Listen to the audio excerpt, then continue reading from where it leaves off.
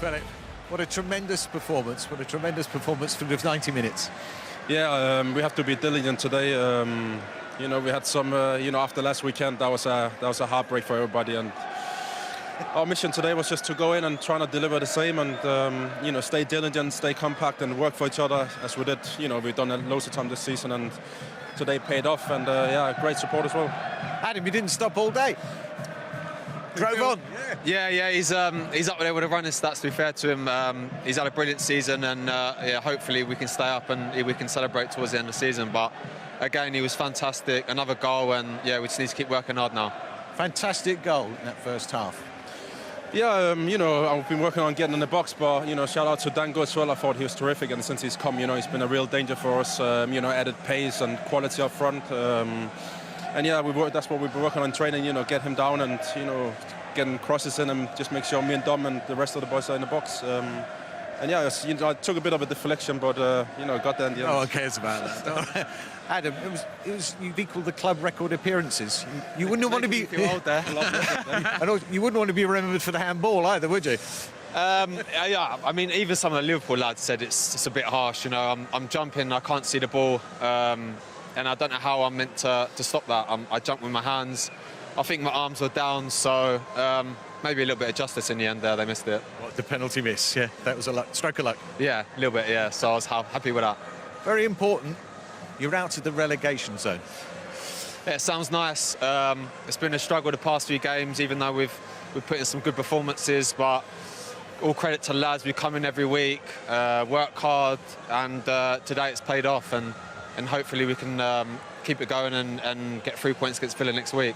And as you said, you've had some setbacks recently, but this win, that shore up the belief that you can survive this season. Yeah, too far, the belief has always been there. I think if you look at our results, obviously we had too many disappointing defeats while we've been in front and thrown it away.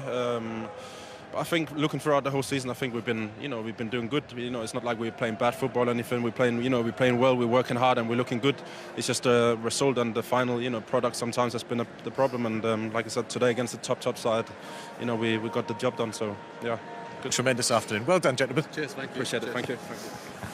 Bournemouth's top scorer doing the job for the Cherries, and not just the manner and the result, Karen, but the way they responded after the heartache of last week at the Emirates, which might well have knocked a lot of other teams out of their stride. Yeah, well, I was reading earlier that when they lost 9-0 to Liverpool in the start of the season, they felt that last week losing in the manner that they did was more heart-wrenching to them. It really hit them hard. So you're right, it's how do you react? How do you get up for that? And then you're looking at Liverpool at the fixtures and thinking, I've just beat Man United 7-0, but like it hit them in the confidence way. They came out, they started really well, defended well and looked a constant threat on the counter-attack. And for me, Liverpool were really, really poor, lethargic, unorganised and way too easy to play through in the midfield. It was complete opposite performance against Manchester United. But today it was Bournemouth's day and deservedly won the game and find themselves now in a better position than when they started the day up the table. Why can't Liverpool find this consistency? Why have they been so disappointing away from home in particular this season?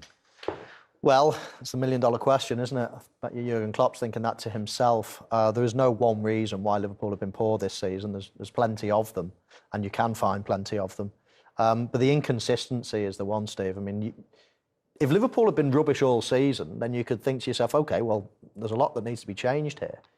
But they go and beat Manchester United 7. They go and beat Bournemouth, 9 at the start of the season. They beat Manchester City 1-0 in a brilliant game. Great performance from Liverpool. So they've shown signs throughout the season that they are right at that top level, but they only do it sporadically. And that's the problem. They can't do it consistently at the moment. And excuses are running out in terms of injuries because they've got virtually the full quota of players. It was 10 of the 11 players who scored 7 past United who started today. And that's why football is just the strangest game sometimes. And you just think, wouldn't you, beating Manchester United, a team that are really in great form at the moment, you just couldn't believe the scoreline. And then in equal measure, people will look at that and think, 1-0 against Bournemouth. Is that a misprint as well? It just doesn't work out. But when you watch the game, it absolutely worked out. Bournemouth, you can't say they didn't deserve the points. Yeah, the bottom club, Southampton, have actually won more away games this season than Liverpool. So many questions. We'll wait for the answers from the man who is the Liverpool manager, Jurgen Klopp. Jurgen, you must must be very disappointed with that performance. Absolutely, absolutely. Yeah. Oh, what can I say? It was never really our game. Of course, we were dominant in the first half, but lost there already balls in the wrong moment against a compact side. They had their counterattacks, what they wanted to have. We didn't have. Yeah. I really think that the spaces where we had to play were super clear, were super open. We didn't use it often enough, half spaces next to their two midfielders. The rest was more or less busy with covering other spaces, but we didn't use that often enough. Didn't enjoy the challenge to face a deep, a compact side. Like, it's clear you cannot get through with all the balls, but it was like always, okay, we don't get through. Oh, didn't work out, stuff like this. So little things which make a massive difference, and then we go 1-0 down. Not helpful, obviously, in a counter-attack. They did always the same stuff, but it was successful enough because we didn't defend it well. And then I thought we started pretty okay in the second half, and then we get the penalty, miss it, and after that we were in a real rush. So we didn't create really enough there, and that's it. That Billing goal, was there a discussion afterwards about the defending for that goal? Oh yeah, of course. I cannot go through it completely.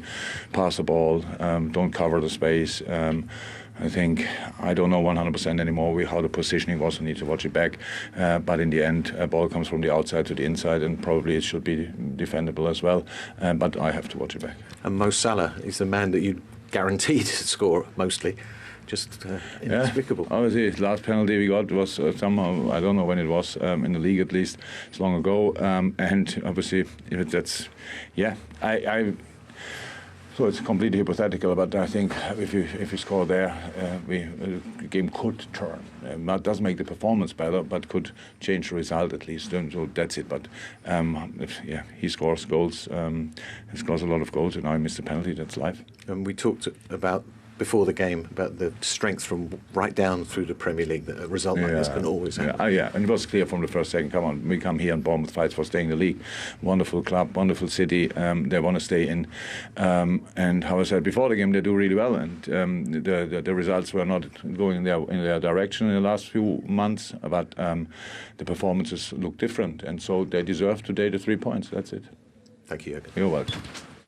Very honest from Jurgen Klopp, who of course takes his team 5-2 down to Real Madrid on Wednesday in the Champions League. Yeah, big moment then, the awarding of the penalty, the opportunity for Liverpool to get back in.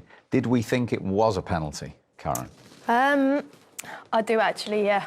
I can understand why Adam Smith might agree, because he's jumping up to try and head the ball, and in that process to jump up, he's in a natural position. Wasn't given on field, remember? Yeah, and I think he slightly does lift it, but bottom line is Jota's headed the ball and it's going in the goal potentially. So I can see why it was awarded, and you're right, the referee went over to look and check at it. I think in the end it was the right decision. Adam Smith said, how else am I supposed to jump? What's the answer to that? Well, he jumped early. You jump and your arms come up, and then as you're coming back down, they come down. But because he jumped early, he's gone up and then they've come down, and then he's sort of almost losing balance again, and they've come up again. That was the second phase almost, the second time he raised them. So are we saying this is unnatural? So they go up there, and then they're down, position? and then they go back up because he's jumped too early. I never really understand that one. Are they in an unnatural position? Because they're obviously in a natural position, because that's why they're there. He didn't know what was behind him. But as I say, he jumped too early because he had to jump early to put the person off, and that then meant his arms went high for a second time. I think it was a penalty. The header was going in. He didn't do it on purpose, but the bottom line is he headed the ball. He prevented it with his arm going on target, and I think it was a penalty. OK, and as we've just seen from 27 Liverpool penalties, he'd always hit the target, Mo Salah, until today. Could you quite believe this? No, I couldn't. Rarity. He rarely goes in this corner as well, but first time he's ever missed the target from a penalty, and of course, when you miss the target, everyone says, well, at least hit the target. But really, I never buy that argument either. You know, you're taking a penalty against a top-class goalkeeper. All Premier League goalkeepers are hard to beat. you normally have to find a corner to score. So you normally try to be accurate. Now, with being accurate, you're taking risk. And of course, he tried to be very accurate there, missed the target. No excuse for it in many ways. He's never done it before. He'll be disappointed. But as Jurgen Klopp says, he scores lots of goals. Sometimes you just got to forgive the odd miss. Yeah, even he's human. Exactly. No, he is. I think he's just trying to be too precise in that, and he just got it connection wrong. Don't know if he looked to the floor as well. Maybe didn't make the correct contact with the ball, or I don't know. But like you said, he is human, even though he's been the record Premier League scorer for Liverpool. And that's the thing, your ups and downs with Liverpool. You know, Mo Salah last week, the story, and then today. So it's just a story of their season. And what about the story of Bournemouth season? Philip Billing's one of them, isn't he? Top scorer, 6 goals from midfield now. And Alexander-Arnold on the back post. Just watch, we dot the lines in behind them, so you can see the slight shift. They cross over in terms of it, and Trent Alexander-Arnold ends up coming to the back post, just totally losing his man. And it's a simple finish in the end. I think Konate could possibly do better with the cross. But Trent Alexander-Arnold just totally loses his man. He's with him, and just one tiny little shimmy towards the back post has almost sent him towards the back post, and then he's got acres of space. It's a rubbish goal to give away. It's frustrating. There's so many different ways in which Liverpool could have stopped that. But fair play to Bournemouth. They were threatening, and they probably deserved the goal at the end of it. What's your point with Van Dijk on that then? I think, again, goes back to my midfield point. Does he need to go in there? I know Liverpool are front-footed defenders, but when you're constantly having warning signs early on that you're getting done in behind, I don't think he needs to go in there. I think as a centre-back, you tell your centre midfielder to come across and cover that, Fabinho, and gather that. And then that space never, ever opens up for the running behind. And as Mo said, there's lots of other cues that went off the back of that. But for me, the big issue that I keep looking at, if you're getting countered, I think midfield have got to stop it. So there's something in that midfield that isn't quite right for me today. But credit to Bournemouth, you know, they're defending well and they're creating opportunities, and they've been by far the better team. And it looks to me that like they're fighting for their lives, but it doesn't look like Liverpool are going, I really want top 4 right now. That is Van Dijk in his usual role. What about the other end? Should he have equalised? Yeah, I think he should have, yeah. You know, he is strong in aerial situations. I don't think you can pin any blame on him for that. He heads it back to where it comes from. Obviously, you know, player gets back on the line and heads it away, but that's sneaking in the corner for me. So that's a great effort, but this is the big one. He claims that he got just dragged back, and he does, but it's not enough to give a penalty. You just see an arm go on him now, just as he's about to jump, just gets pulled slightly, and that might just mean the difference between 3 or 4 inches of being where he wanted to or not. So, but I still think that's a big chance for him. And this is another uncomfortable moment or two at the back. Again, another opportunity where they've got in too easy. Van Dijk has one nibble first, and then Konate, this is the one. It's not contact on the ball, and then Billing's foot is clipped on the way through. So it wouldn't have been a penalty, but it is an opportunity where it might have gone through. I think that was a foul, personally. I think that's a foul, definitely. And then I think the next question is he the last man? I think Van Dijk's helping him. I think there's another, is it Robertson's about to help him as well? So I think it would have got away with a yellow card.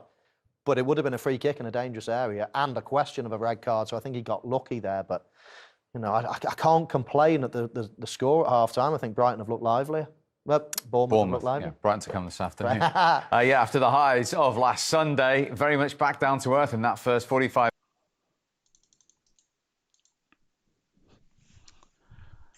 لماذا اختار لاعب ريال مدريد ميسي وتجاهل بنزيما؟